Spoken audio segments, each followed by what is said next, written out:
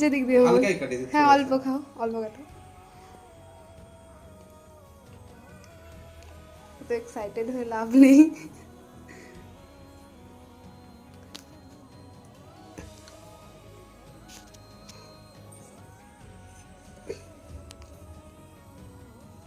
দেখো মুখের উপরে উঠে চলে আসছে।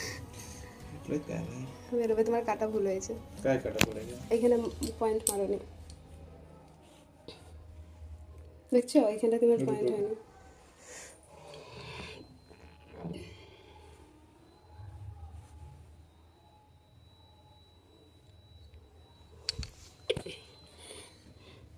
বলো, তুমি তো না বলে খাও না।